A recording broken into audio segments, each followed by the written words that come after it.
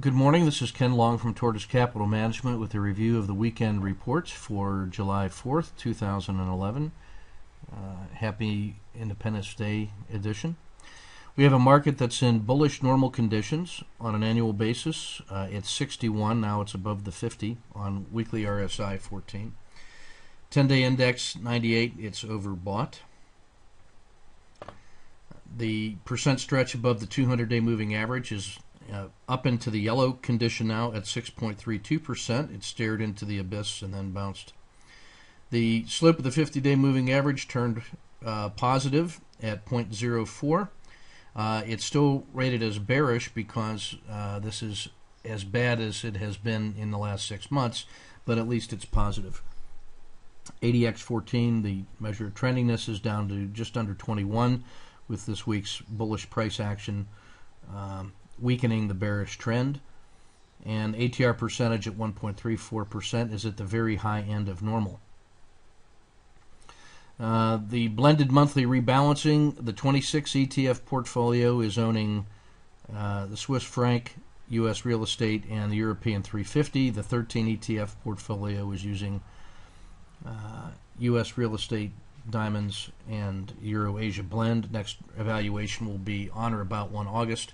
I'm rolling the quarterly rebalancing into the monthly. It just simply outperforms, and let's stay focused on the monthly rebalancing. ETF2 re-enters the market with 9 positions. If you want to go in stages, I would recommend taking the first 4. And then reevaluating again in a week. The theoretical exposure is at 100% if you take all 9 positions, which are a blend of healthcare, consumer staples, consumer discretionary, retailing, and U.S. real estate, and the Swiss franc. You would be at 100% in the model portfolio as well.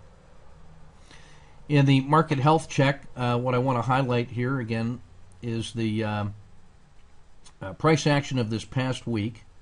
4 days in a row, the price has broken out of the previous 30 days regression channel. About 6 weeks ago, I started offsetting the regression channel by 1 day to help us see when this occurred. So for each of the last 4 days, this price action has been outside of the regression channel, which tells us a potential change in trend has occurred.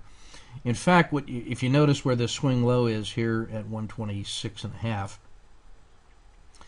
the first thing that changed was we came out of oversold on Williams percent R10.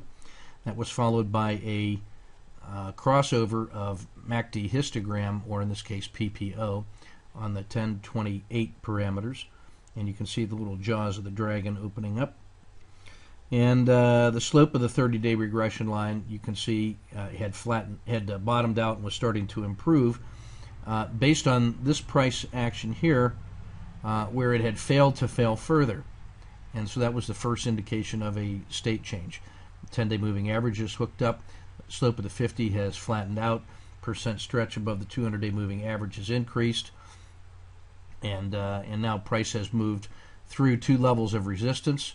And now we're at the previous swing high, which is at 134. We've got to test the next last swing high at 137. If it gets through there and closes above, then we can say that this is truly a leg up. Right now, we're in the middle of tactical trading still between 137 and 126. Market still is over bought, as you can see, but price action does look favorable in the ADX. The plus DI has now crossed over minus DI. That has weakened the bearish trend, which is why ADX is coming down, but that's still the first part of what may be the next leg up in a bull. Excuse me. ETF2, all 10 regions of the world market model are now positive on a 5-week rate of return, which gets us to 100% invested in 0% cash. The strongest. Let's see, SPY is stronger than EFA. Inside the U.S., the strongest in order are mid caps, large caps, small caps. Tech is lagging. 2 strongest sectors, MDY and SPY. The 2 weakest sectors, Latin America and Japan. World market model You can see the defensive sectors, utilities, healthcare, and discretion are dominating. Staples are not far behind. Finance, energy, materials, and industrials, the economic engine, however, continue to lag. The U.S. is dominated really by the mid caps, and the diamonds are looking good. Latin America, emerging markets, Asian countries are generally suffering, with the exception of Malaysia and Singapore, which have been consistent strength leaders in Asia. Europe continues to do well. Switzerland and the Swiss franc especially doing fine. The precious metals and commodities, minus oil, have just about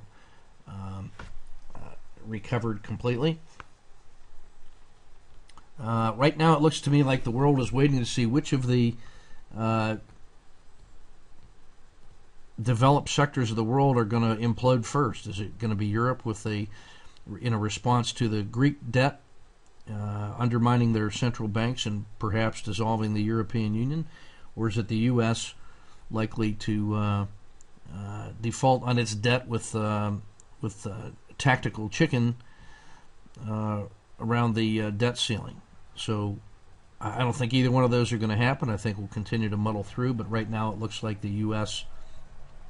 To me, had a little more strength this week than the euro. Most of the U.S. indexes are back into the buy zone on the intermediate to long-term technical rule set. The globals are still lagging. Reviewing the top 30 ETFs, it's all the usual suspects from the last 2 months. Consumer staples, pharmaceuticals, healthcare, biotech, medical devices, retail, S&P 400 growth, telecom, Swiss franc, small cap growth, U.S. real estate, more mid cap growth, Switzerland, high dividend yields, Germany, U.S. real estate, select dividends, mid cap growth. So again, you can see that the defensive sectors and the mid cap growth engine are still in full effect. And if this extraordinary move of the last week is going to have legs, then I expect these areas to continue to dominate. Finally, looking at ETF liquidity, these are the top 30 by average daily dollar volume. You can see how much the volatility in silver has calmed down. It was up above 6%. It's now at 2.5%. Still volatile, but has toned down quite a bit now that the speculators are out of silver. I still like silver above 30. The VIX has had a roller coaster ride, and it's up above 6.5%. And the rest of them in green are ones that are exceptionally volatile on an intraday basis. So that's a view of the market weekly reports. This is Ken Long at Tortoise Capital. Keep your risk measured and your powder dry.